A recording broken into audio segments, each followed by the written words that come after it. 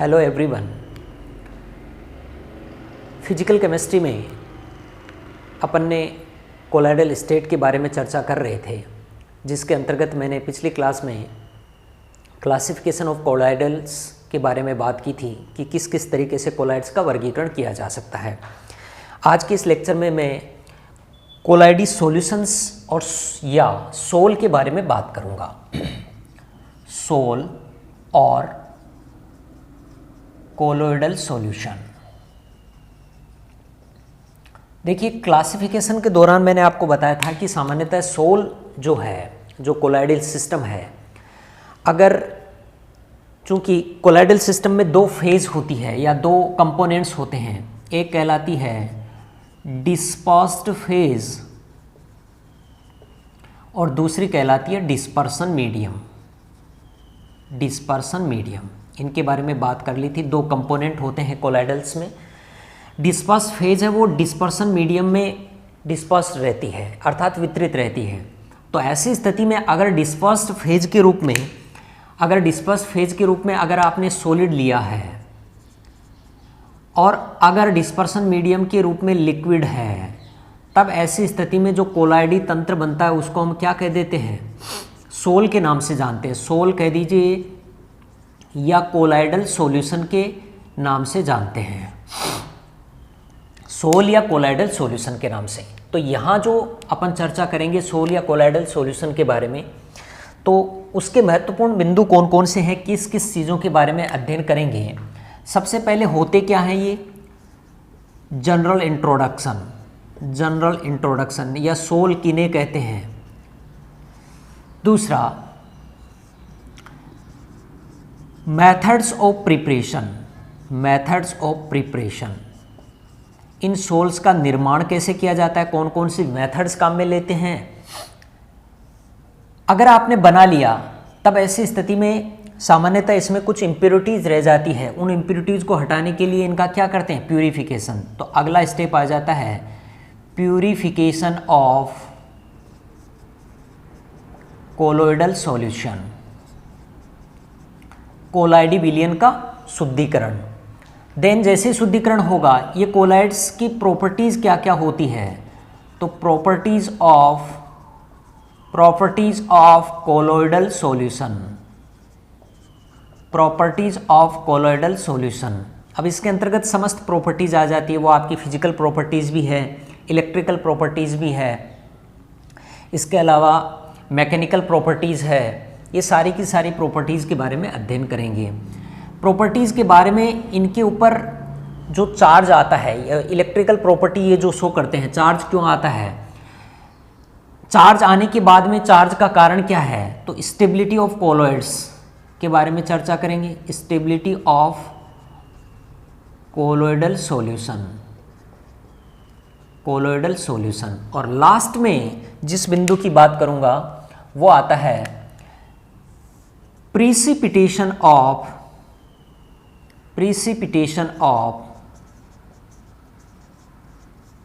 Colloidal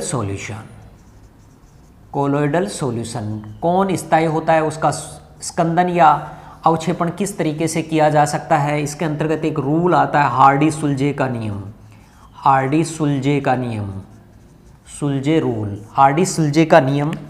इसके अंतर्गत अपन पढ़ेंगे। तो सबसे पहले जो सोल एंड कोलाइडी सॉल्यूशन, मैंने कहा था कि आपके सिलेबस में 3 बिंदु दिए गए हैं, यानी 3 कोलाइडी तंत्रों की वो आपसे बात करवाना चाह रहा है। एक सोल के बारे में चर्चा करेगा, एक जेल के बारे में बात करेगा और एक इमल्सन के बारे में बात करेगा। इनके बारे में मैंने आपको बता दिया था कि सोल कौन सा कोलाइडल सिस्टम होता है, उसमें कौन सी डिस्पर्स फेज होती है और कौन सा डिस्पर्सन मीडियम होता है। अगर डिस्पर्स फेज सॉलिड और लिक्विड है, डिस्पर्सन मीडियम, तब ऐसी स्थिति में जो कोलाइडल सिस्टम जनरेट होता है उस कोलाइडल सिस्टम को हम क्या कह देते हैं? सोल कह देते हैं। अब बात आती है, सबसे पहले मैं स्टार्ट करता हूं जनरल इंट्रोडक्शन। सोल कहते किसे हैं? यदि डिस्पर्स मीडियम के रूप में ठोस तथा डिस्पर्स फेज के रूप में सॉलिड तथा डिस्पर्सन मीडियम के रूप में अगर आपने लिक्विड लिया है, अर्थात मैं ऐसे कह सकता हूं कि द्रव में ठोस, अगर लिक्विड में ठोस घुला हुआ हो या ठोस द्रव में हो, घुलनशील हो, तब ऐसा जो कोलाइडी जो सॉल्यूशन बनेगा उसको हम क्या कह देते हैं, उस वो कोलाइडल सिस्टम क्या कहलाता है, सोल कहलाता है। अब ध्यान रखिएगा सोल को बनाने की जो मेथड्स है, दूसरी जो बिंदु है method of preparation, methods of preparation, बनाने की विधियां। अब ध्यान रखिएगा मैंने कहा कि सामान्यतः द्रव्य में क्या वितरित रहता है, सॉलिड। इसका मतलब है कि द्रव्य में ठोस मिश्रित है। अब ध्यान रखना उसकी दो प्रकार के अपन ने कोलाइडल सिस्टम पढ़े थे इंटरेक्शन के आधार पर। एक पढ़ा था लायोफिलिक, लायोफिलिक और दूसरा पढ़ा था लायोफोबिक, लायोफोबिक कोलॉइड्स। अब यहाँ जो प्रिपरेशन की बात कर रहा हूँ ध्यान रखिएगा, लायोफिलिक जो कोलॉइड्स होते हैं उन्हें तो आप सीधे द्रव्य में ठोस को घोलकर आसानी से निर्मित कर सकते हो, परंतु लायोफोबिक कोलॉइड्स को आप सीधे घोलकर इनका निर्माण नहीं कर सकते। इनके लिए कुछ विशेष विधियों का प्रयोग किया जाता है। तो यहाँ ध्यान मेथड ऑफ प्रिपरेशन में मैं अगर दोनों की बात कर लेता हूँ, preparation of lyophilic colloids, lyophilic colloids, colloidal solution, lyophilic colloidal solution, और दूसरा lyophobic, lyophobic, lyophobic colloidal solution, colloidal solution. अब ध्यान देना लायोफिलिक कोलॉइडल सॉल्यूशन के लिए मैंने कहा कि ऐसे कोलॉइडी सॉल्यूशंस का निर्माण आप सीधे डिस्पर्शन मीडियम में डिस्पर्स फेज को घोलकर आसानी से निर्मित कर सकते हो, यानी इनके लिए कोई विशेष मेथड्स की आवश्यकता नहीं पड़ती है। No special methods, no special methods will be require. इनके लिए कोई विशेष विधियों की आवश्यकता नहीं पड़ती है, इसलिए इन्हें सीधे घोलकर बना सकते हैं। जैसे अरेबिक गम, अरेबिक गम का कक्षा 12th में आपने प्रैक्टिकल किया था। हल्का सा पानी गर्म किया, उसमें अरेबिक गम डाला और उसमें घोलकर उसको छान लिया, वो आपका क्या कहलाता है, लायोफिलिक कोलॉइडल सॉल्यूशन कहलाता है। कोलॉइडी सॉल्यूशन या सोल का निर्माण हो जाएगा। तो इनके लिए कोई विशेष मेथड का प्रयोग नहीं किया जाता है, जो आप डिस्पर्शन मीडियम है उसमें डिस्पर्स फेज डालकर आसानी से मिश्रित कर सकते हो। लायोफोबिक जो कोलॉइड्स होते हैं, चूंकि इनके मध्य दोनों फेज के मध्य या दोनों कंपोनेंट्स के मध्य इंटरेक्शन नहीं होता है, फलस्वरूप ये इनका निर्माण आसानी से नहीं किया जा सकता। तो ऐसी स्थिति में इनको बनाने के लिए कुछ विशेष मेथड्स की आवश्यकता पड़ती है। तो ऐसी स्थिति में require special methods, special methods, विशेष विधियों की आवश्यकता पड़ेगी। और वो विशेष विधियां दो प्रकार की है। एक है आपकी कंडेंसेशन मेथड, एक आ जाती है कंडेंसेशन मेथड,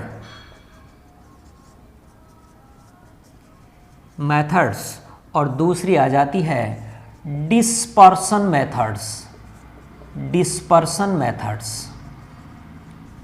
मैंने कहा कि लायोफोबिक जो कोलॉइडल सॉल्यूशन है उनको बनाने के लिए विशेष विधियों की आवश्यकता पड़ेगी। दो प्रकार के मेथड्स काम में लेते हैं, कंडेंसेशन मेथड्स और दूसरी डिस्पर्शन मेथड्स। कंडेंसेशन का मतलब है कि संघनन विधियां और डिस्पर्शन मेथड्स का मतलब होता है परिक्षेपण विधियां। अब देखिए कंडेंसेशन मेथड्स में कौन कौन सी विधियां आती है, इनका क्या मतलब है। संघनन विधियों का मतलब होता है कि अगर कोलॉइडी जो आप डिस्पर्स फेज ले रहे हो, अगर उनके कणों का आकार छोटा है तो ऐसी स्थिति में वो क्या करेंगे, कणों का आकार छोटा होने के कारण कोलॉइडी आकार के कणों में बदलने के लिए उनका कंडेंसेशन करना पड़ेगा। अगर कोलॉइडी आकार के कणों, अगर समूह या अणु आपस में एक क्लस्टर का निर्माण कर लेते हैं जिसकी साइज कोलॉइडी आकार के साइज के बराबर हो, तब ऐसी जो विधियां हैं उनको हम क्या कह देते हैं, संघनन विधियां। यानी इन विधियों में क्या होता है कि जो डिस्पर्स फेज ले रहे हो उस डिस्पर्स फेज की साइज है वो कोलॉइडी साइज से छोटी होती है इंडिविजुअल अणु की, लेकिन एक से अधिक अणु आपस में मिलकर एक समूह या क्लस्टर का निर्माण करेंगे जिसकी साइज किसके बराबर हो जाती है, कोलॉइडी आकार के साइज के बराबर। तब ऐसी जो विधियां होती है उनको हम क्या कहते हैं, कंडेंस्ड मेथड कहा जाता है। डिस्पर्शन मेथड इसकी उल्टी चलती है। जो कोलॉइडल साइज के आकार के कण है उससे लार्ज आकार के कण होते हैं, उन कणों को आप कोलॉइडी साइज के कणों में अगर बदल लेते हो यानी आकार छोटा कर लेते हो, तब जो मेथड काम में ली जाती है उनको हम कह देते हैं डिस्पर्सन मेथड। मैं पहले चर्चा करता हूं कंडेंसेशन मेथड की। संगणन जो विधियां हैं वो दो प्रकार की होती है, यानी दो तरीके से अपन इन अणुओं का क्लस्टर निर्माण कर सकते हैं जिसकी साइज कोलाइडी पार्टिकल्स की साइज के बराबर होती है। पहली आती है, ये जो पहली विधि है वो है कंडेंसेशन मेथड। Condensation methods. अब कंडेंसेशन मेथड्स के अंतर्गत दो कैटेगरी आती है। एक आ जाती है बाय फिजिकल मेथड्स, भौतिक विधियों के द्वारा, और दूसरी आ जाती है बाय केमिकल मेथड्स। दो प्रकार की विधियों के द्वारा इनका निर्माण कर सकते हैं, by chemical methods and by physical methods. अब ध्यान रखना, ये जो विधि दी गई थी, अब इसके लिए क्या करते हैं, फिजिकल मेथड्स वाली विधि की बात करूं तब ऐसी स्थिति में ध्यान रखिएगा, फिजिकल मेथड्स में तो केवल आपको फिजिकल पार्ट ही चेंज करना है। फिजिकल पार्ट का मतलब है कि जैसे एक सोलवेंट लिया था, दूसरे सोलवेंट को रिमूव कर दिया, या किसी सोलवेंट में आप प्रवाह कर रहे हो। कहने का मतलब है कि फिजिकल मेथड्स है ये कोई ज़्यादा इंपॉर्टेंट मेथड्स नहीं है, ज़्यादा यूजफुल मेथड्स नहीं है। इनके द्वारा जो कोलॉइडी सॉल्यूशन बनेगा वो अनस्टेबल सॉल्यूशन बनेगा, ज़्यादा स्थायी सॉल्यूशन नहीं बनता है। इसके अंतर्गत एक विधि आती है बाय सॉल्वेंट एक्सचेंज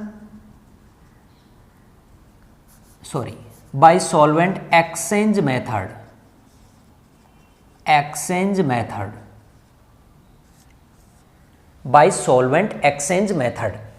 अब सॉल्वेंट एक्सचेंज मेथड का मतलब क्या है? सॉल्वेंट एक्सचेंज मेथड में क्या करते हैं कि आपने किसी पदार्थ को किसी विलायक में घोला। मेरी बात को समझ रहे हो? कहने का मतलब है कि जैसे मान लीजिए कोई पदार्थ है, इस पदार्थ को आपने किसी विलायक में घोल लिया, और विलायक में घोलकर आपने क्या बना लिया? विलयन का निर्माण कर लिया। अब इस विलयन को ऐसे विलायक में घोला जाता है, इस विलयन को ऐसे विलायक में घोलेंगे जिसमें विलायक तो मिश्रित हो जाता है। पहले क्या किया, पदार्थ और विलायक लिया, पदार्थ को विलायक में डिजोल्व करके आपने क्या बना लिया? विलयन।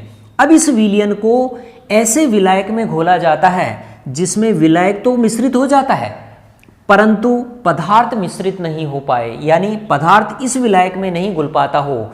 तब ऐसा जो विलयन बनता है, तब ऐसी विधि के द्वारा जो सॉल्यूशन बनेगा, इसके फलस्वरूप कोलाइडी विलयन का निर्माण होता है। कोलाइडी विलयन का निर्माण होगा। ये जो मेथड कहलाती है वो कहलाती है विलायक विनिमय विधि। विलायक विनिमय विधि का मतलब है कि आपने सॉल्वेंट को चेंज कर दिया।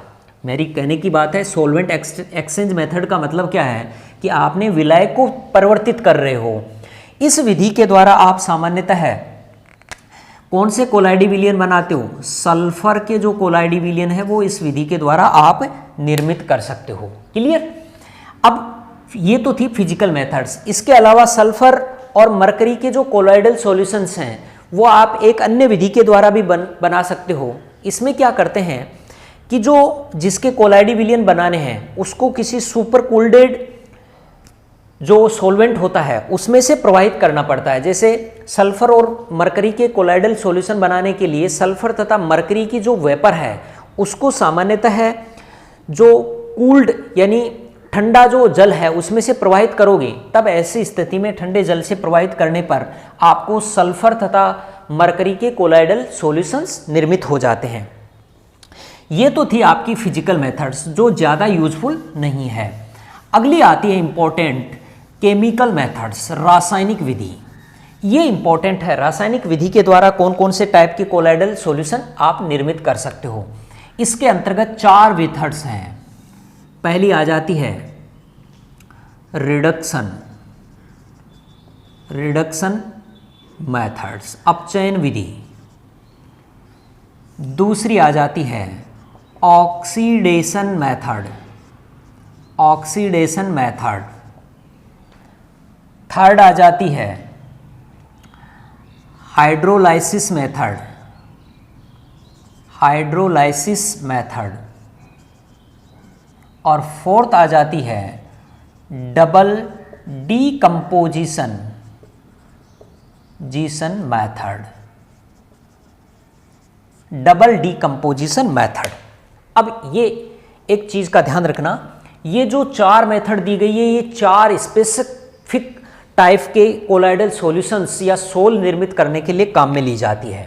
अब परीक्षा की दृष्टि से इंपॉर्टेंट कंपटीशन के हिसाब से याद रखने के लिए मैं बता देता हूं, रिडक्शन जो मेथड है, चूंकि नाम से पता चल रहा है कि इसमें रिडक्शन होना है। अब रिडक्शन होगा तो ऐसी स्थिति में रिडक्शन का मतलब है कि इलेक्ट्रॉन एक्सेप्ट करे, या मैं ऐसे कहूं कि ऑक्सीडेशन नंबर कम हो या ऑक्सीकरण अवस्था घट जाती हो। तो ऐसी स्थिति में धातु जो होते हैं, धातु सामान्यतः पॉजिटिव ऑक्सीडेशन स्टेट्स होते हैं, अगर उनका रिडक्शन करवा दिया जाए तो वो न्यूट्रल मेटल स्टेट में उपस्थित रहेंगे। तो ऐसी विधि जनरली मेनली मेटल्स के कोलोइडल सॉल्यूशन निर्मित करने के लिए, यानी मुख्य रूप से मेटल्स के कोलोइडल सॉल्यूशन अगर आपको बनाने हैं तब ऐसी स्थिति में अपचयन विधि का प्रयोग करना है। मेटल्स के यानी धातुओं के कोलाइडी विलयन बनाने के लिए इस विधि का प्रयोग किया जाता है। अगली आती है ऑक्सीडेशन मेथड। ये इंपॉर्टेंट है। ऑक्सीडेशन किसका होता है? अब ध्यान रखना, नॉन मेटल्स है वो सामान्यतः इलेक्ट्रॉन एक्सेप्टिंग पावर ज़्यादा होती है। अगर उनके कोलाइडल विलयन बनाना है तो ऐसी स्थिति में उनका क्या करवाना पड़ेगा? ऑक्सीडेशन। तो अधातुओं के जो कोलाइडल सॉल्यूशंस हैं, non metals, colloidal solutions of non metals, अगर अधातुओं के कोलाइडी विलयन का निर्माण करना है तब ऐसी स्थिति में ऑक्सीडेशन मेथड्स काम में ली जाती है। अगर धातुओं के ही आपको हाइड्रोक्साइड और oxides colloidal solutions of metal oxides and hydroxides, धातु ऑक्साइड एवं धातु हाइड्रोक्साइडों के कोलाइडी विलयन बनाने के लिए आपको हाइड्रोलाइसिस मेथड का प्रयोग करना पड़ेगा। और अगली आ जाती है double decomposition method. Double decomposition methods का प्रयोग करने के लिए सामान्यतः है ये जो मेथड है, ये जो नॉन सोल्यूबल साल्ट हैं, अविलेय लवण, नॉन सोल्यूबल साल्ट, उनके कोलाइडल सॉल्यूशन निर्मित करने के लिए, colloidal solution non soluble salt हैं, जैसे आपका कैडमियम के साल्ट हैं, मरकरी के साल्ट हैं, आदि के कोलाइडल सॉल्यूशन का निर्माण करने के लिए इस विधि का प्रयोग किया जाता है। इसके अलावा इसी में आर्सेनिक का भी आ जाता है। इनके कोलाइडल सॉल्यूशंस का निर्माण करने के लिए आपको उभय अपघटन विधि का प्रयोग करना पड़ेगा। तो कंडेंसेशन मेथड में जो रासायनिक विधि है वो अति महत्वपूर्ण है, जिसके अंतर्गत चार मेथड्स हैं: reduction method, oxidation method, hydrolysis method, double decomposition method. मैं अब एक एक विधियों के बारे में चर्चा कर लेता हूं। पहली आती है अपचयन विधि। अपचयन विधि यानी रिडक्शन मेथड्स। अब देखिए, रिडक्शन मेथड्स के लिए मैंने बता दिया कि धातुओं के अगर कोलाइडी विलयन का निर्माण करना है तब इस विधि का प्रयोग करना है। अब धातुओं में भी सामान्यतः गोल्ड तथा सिल्वर के कोलाइडी सॉल्यूशंस का निर्माण करने के लिए इस विधि का प्रयोग किया जाता है, परंतु इस विधि के द्वारा जो निर्मित कोलाइडल सॉल्यूशंस होंगे वो अनस्टेबल होते हैं। रिडक्शन मेथड, अपचयन विधि, reduction method to prepare colloidal solution of metals, धातुओं के कोलाइडी विलयन बनाने के लिए इस विधि का प्रयोग किया जाता है।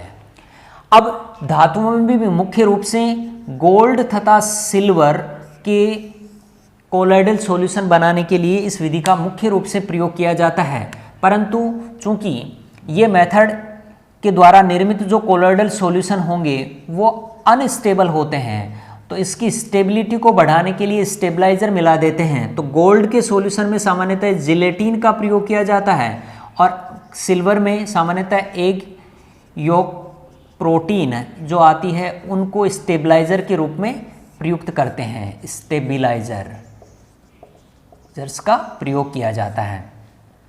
अब ध्यान रखना, मैंने कहा कि रिडक्शन मेथड्स काम में लेते हैं। तो जैसे इसका कोलॉइडल सॉल्यूशन गोल्ड का बनाना है, तब ऐसी स्थिति में आपने लिया गोल्ड का साल्ट, इसका रिड्यूसिंग एजेंट्स की सहायता से रिडक्शन करके ये AU plus HCl plus 3O2, ये AU का गोल्ड सोल प्राप्त होगा। इसी तरीके से सिल्वर का सोल प्राप्त करने के लिए अमोनियम हाइड्रोक्साइड प्लस टेनिन के साथ कराएंगे तो ammonium nitrate plus tannic acid plus Ag, ये Ag का सोल प्राप्त होगा। अगर आपने गोल्ड क्लोराइड का जो रिडक्शन है अगर वो आपने स्टेनस क्लोराइड के साथ कर लिया तो ऐसी स्थिति में आपको पर्पल यानी बैंगनी रंग का गोल्ड सोल प्राप्त होगा। इसलिए उसको हम कह देते हैं पर्पल ऑफ केसियस। पर्पल ऑफ केसियस के नाम से जानते हैं। प्रश्न पूछा जाता है कंपटीशन में, पर्पल ऑफ केसियस क्या है, कौन सा सोल पर्पल ऑफ केसियस कहलाता है? तो गोल्ड सोल जो होता है, तो गोल्ड क्लोराइड का अगर स्टेनस क्लोराइड के द्वारा अपचयन करवा दिया जाए तब ऐसी स्थिति में जो निर्मित सोल होगा वो क्या कहलाता है? जो बैंगनी रंग का सोल गोल्ड सोल प्राप्त होगा उसको हम पर्पल ऑफ केसियस के नाम से जानते हैं। ये कहलाती है रिडक्शन मेथड। अगली आ जाती है ऑक्सीडेशन मेथड। अगली जो केमिकल मेथड है वो आती है ऑक्सीडेशन मेथड। ऑक्सीडेशन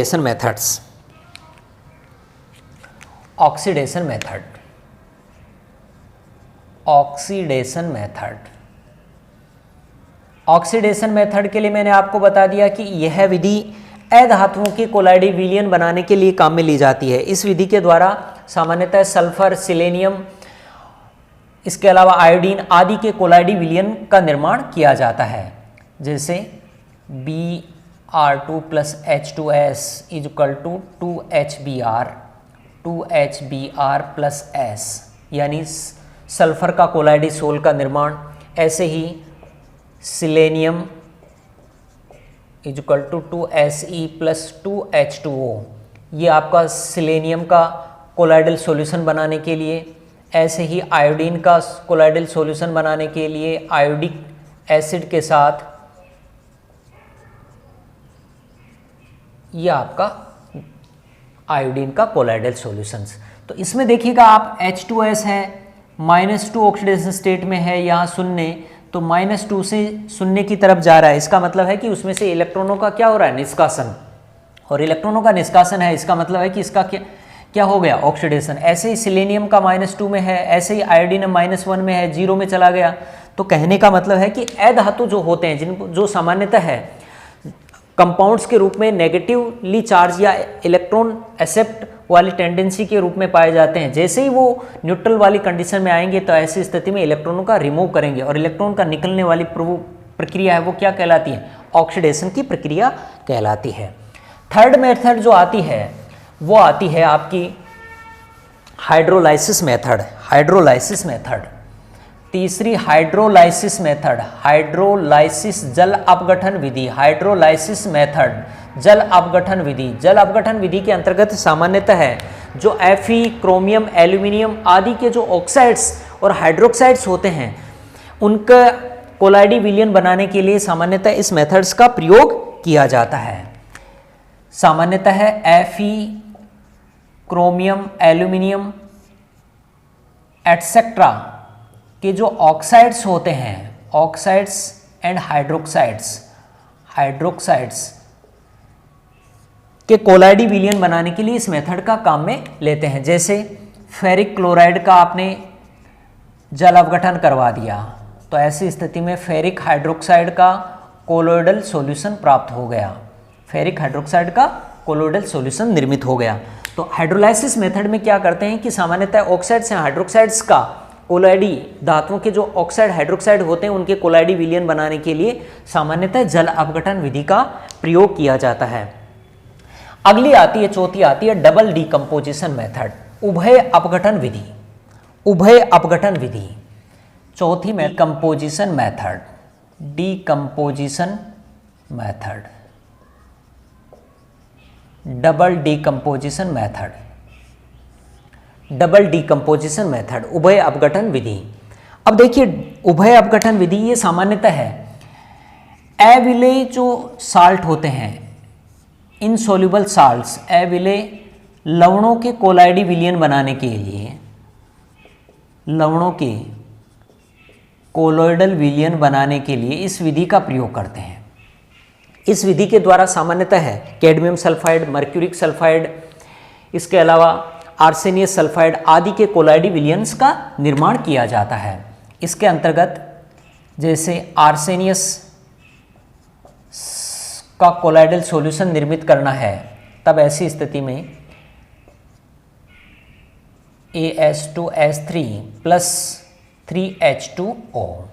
ऐसे ही कैडमियम सल्फाइड का कोलॉइडल सॉल्यूशन निर्मित करने के लिए कैडमियम ऑक्साइड की H2S गैस प्रवाहित की। ऐसे ही मर्क्यूरिक सल्फाइड के कोलॉइडल विलयन का निर्माण करने के लिए H2S गैस प्रवाहित करने पर आपको HgS प्लस 2HCN यानी मर्क्यूरिक सल्फाइड का कोलॉइडल सॉल्यूशन निर्मित होगा। तो कुल मिला के इस जो केमिकल 4 प्रकार की केमिकल मेथड्स थी, उन 4 प्रकार की केमिकल मेथड्स में जो आपकी रिडक्शन मेथड है वो मेटल्स के लिए, ऑक्सीडेशन मेथड है वो नॉन मेटल्स के लिए, जल अपघटन विधि है जो ऑक्साइड्स एवं हाइड्रोक्साइड्स के कोलॉइडी विलयन बनाने के लिए, और जो लास्ट वाले डबल डीकम्पोजिशन मेथड है ये सामान्यतः है जो इनसोल्यूबल साल्ट होते हैं उनके कोलॉइडी विलयन बनाने के लिए काम में ली जाती है। अति महत्वपूर्ण बिंदु है कंपटीशन के हिसाब से। अगली क्लास में अपन चर्चा करेंगे डिस्पर्सन मेथड्स के बारे में।